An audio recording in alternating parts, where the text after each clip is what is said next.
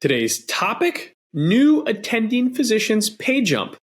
Now what? Another popular question that we get quite a bit. And this one comes from a WealthKeel Weekly reader, someone that noted I am new to the list. So thank you. I'm going to read your question out loud then. Again, we keep that list anonymous. No one ever submits details, but they just sent us the question. And I'm going to actually add another question here that someone else added quickly after this question, actually. So they blended nicely well together. So I'm going to read those to you in a second. I will add one thing here for context at the start. We do have a video that covers kind of the same idea. It was from July 25th of 2024. So if you scroll down our feed here, you should be able to find that video. That video is titled Financial Priorities for New Attending Physicians, where we cover some of the same ideas. But I wanted to address this one more on a high level, not having that blueprint per se, and just having an open-ended conversation and working our way through this. So before we jump into the actual question, let me also put in a quick plug. If you have not subscribed to the channel, please do so now. Also, we do love questions, whether you're sending them through our Google form like the WealthKeel Weekly reader did, or even in the comments below. We love to build content around you and your questions. So without further ado, let's hit this question. So the reader sends this. I am fairly new to your WealthKeel Weekly emails. Welcome. Do you have an article, video, etc. regarding advice for residents who are expecting a sizable bump in income in a few years on how they should balance between paying off their student loans, investing for the future, dealing with the present, aka buying a house, raising a family, etc.? Thank you. That's question one. I'm actually going to layer into this one too another question that came in, similar ballpark. Is it wise to use extra cash to pay down high interest mortgage? They listed greater than 6% with their student loans in PSLF, public service loan forgiveness, versus invest it all or a mix of both. Do you expect interest rates to drop that make refinancing a better option? A lot of context in both these questions. And for the first question in particular, I'm going to blend these in nicely. This is one when you do start putting a lot of pieces in one spot trying to get an answer. This is where a good financial planner can really help. And it doesn't have to be a forever commitment. This is definitely not a sales pitch. If you were a longtime viewer of the channel, you know that does not occur here. But finding a good financial planner to sit down with you, get everything organized, and then give you that blueprint. And that's what I mean. It doesn't have to be a forever relationship. It could be a one-time engagement. It could be an hourly engagement, right? So just keep that in mind. I'm going to try to provide context that we do at our firm when we're having these conversations. And I know I noted this in the other video that I referenced. Very popular client to walk through our virtual doors. Most of our new clients are early attending physicians, either just finishing up training or within the first 10 years or so of being attending. That's the most common. This is our sweet spot. So first up, how do you balance it all?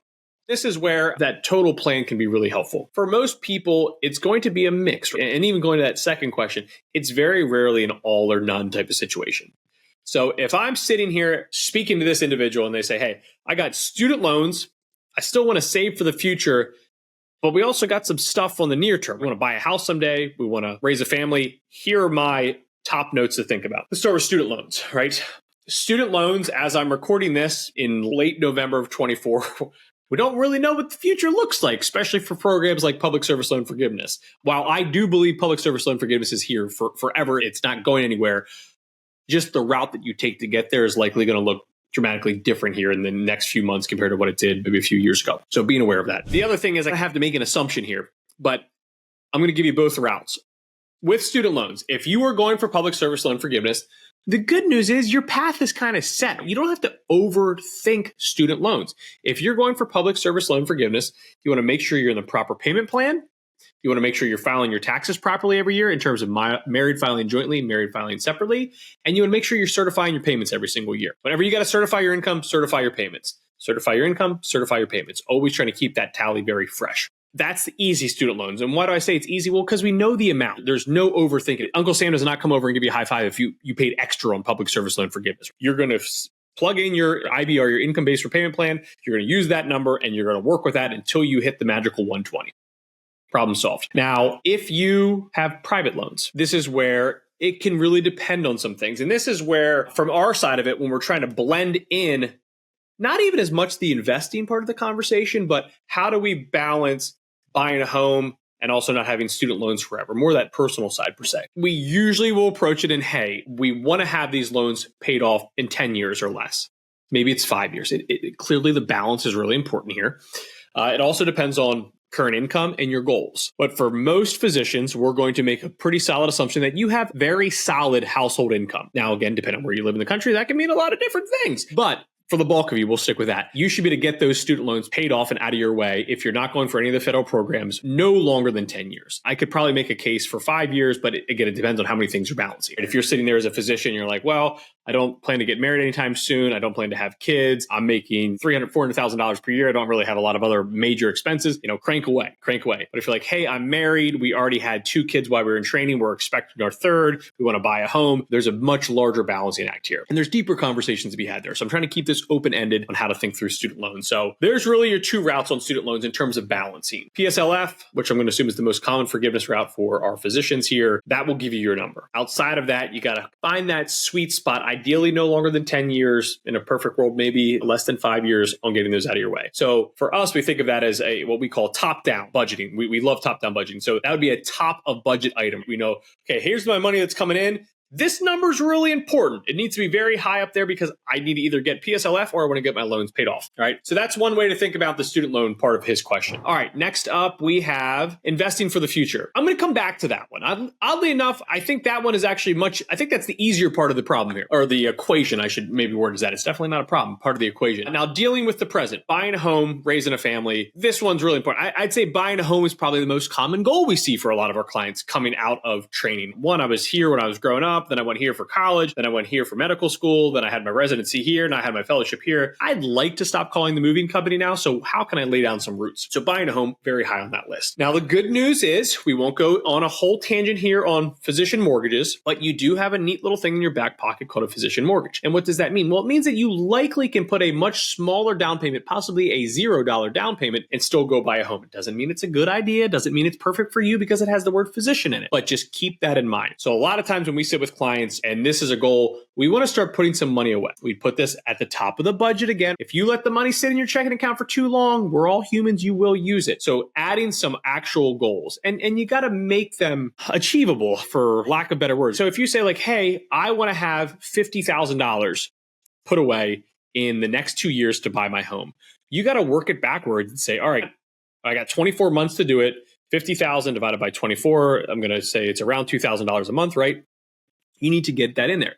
Does that fit in your current financial situation? If not, maybe you got to spread it out a little bit longer. Maybe you got to do a little bit smaller down payment. These are the things that we're trying to pay attention to when it comes to a very large goal, like buying a house. You can even plug in maybe like a large vacation, that type of planning. Now, raising a family, that one's a little bit more open-ended. The 2 biggest expenses in terms of raising a family out of the gate for most are going to be childcare while they're younger, and then future cost education-wise, whether that's private K through 12 and then college. But for the bulk of our clients, the main question is, hey, do we have a stay-at-home parent or are we paying for childcare? Because that is a huge line item. But even here, when we're thinking future planning, your goal is just to start to hoard some cash. Similar to how we treat your emergency fund, you're just trying to put some money away. Find a number that's comfortable with your budget.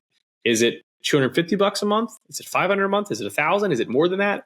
And just start to put some money away on what we call the baby bucket. Starting to put that money into the baby bucket. And worst case scenario, once the baby's here and you get everything, nursery's done, stroller's looking good, daycare's all set up, you're like, well, I got some extra money left over.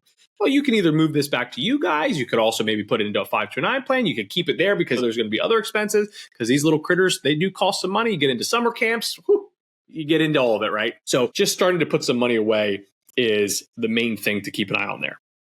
Now, in terms of investing, using the assumption again, new attending physician. Finally have the real paycheck. The big kid bucks are coming in. Don't have to get too crazy here out of the gate.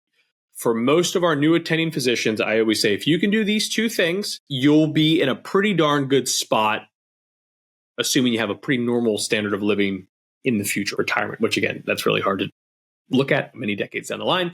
But if you can max out your 401k or 403b, you're usually going to have one of those 2 options, and do a backdoor Roth IRA every year, referring to just you on your own. If you have a spouse, I'd also like to see them join it as well. You're setting up a really strong foundation.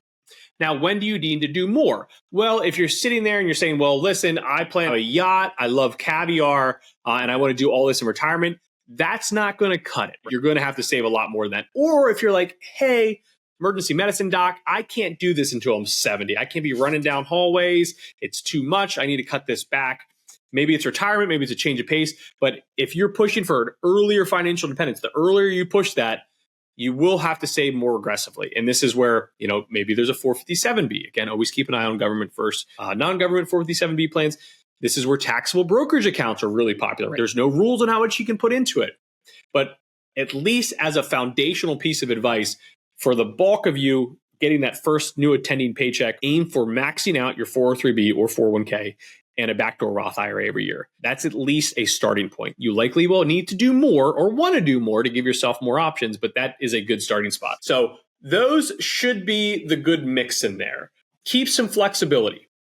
That's the other big thing I'd add in here. Before you start family planning in particular, you don't want to have the fanciest cars. You don't want to have the biggest house.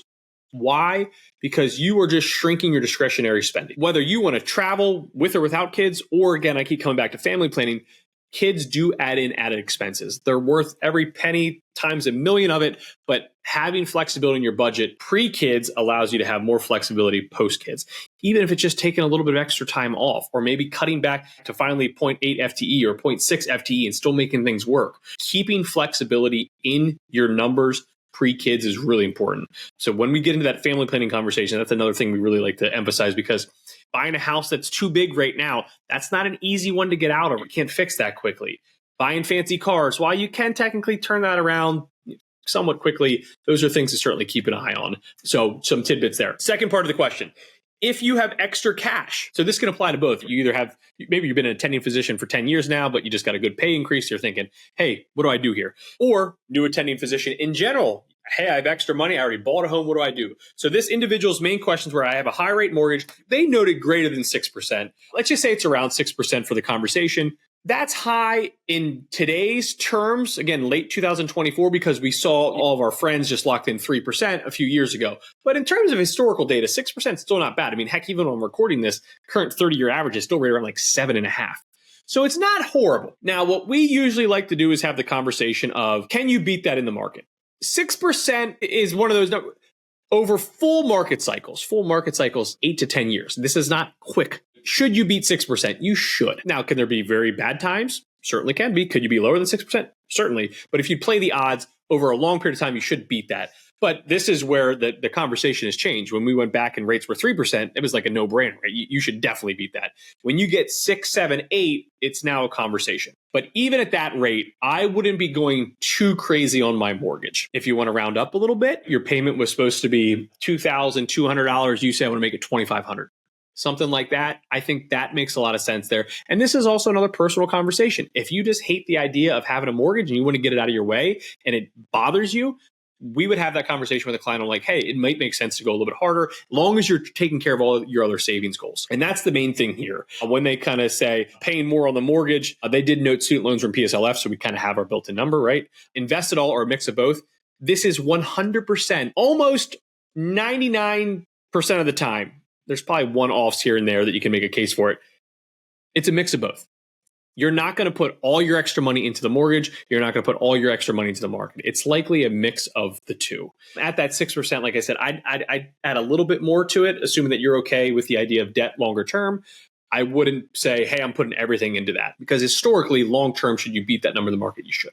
Now, they did put another note in here about, do you expect interest rates to drop? Well, if I knew those answers, I don't know what I'd be doing. I'd be doing something neat. I probably wouldn't have as much gray hair as I do already at my current age, but here we are. Remember, mortgages for the most part are 30 years, maybe you locked in a 15-year. Will you have a chance to refinance it? You will. Now, at 6%, where current rates are, we got to have a pretty hard decline there, but you should have a chance to refinance. And that is one thing to always keep an eye on. Rates will go up, rates will go down, rates will go up, rates will go down. Whether that's your mortgage, whether that's your car loan, whether that's your money in the bank, always keep an eye on interest rates and make sure that you have the best items possible. Plug in student loans, especially private student loans. If you have a high rate there and you can refinance, keep an eye on that. So I don't know if and when rates will drop. They've already come down a little bit from where they were. That's even when the Fed will lower, 50 basis points here, 25 basis point here. We do see those, and it's not a direct correlation to mortgage rates or other rates, but they're tied pretty darn closely. So keep an eye on that. I thank both of the individuals. These are both through the WealthKeel Weekly. So they click on our link in our weekly email to submit these questions. Fantastic questions, very detailed questions to build on. It's one of those topics where, as I noted at the start of the video, I'd love to see you get a financial plan really for both of them, because it's not just a simple, like, should I do a backdoor Roth IRA? And while the questions seem simple, there's a lot of moving parts, especially when you customize it to the individuals that sent these questions, right? So keep that in mind. Fantastic questions. We love the questions. Keep sending them to us.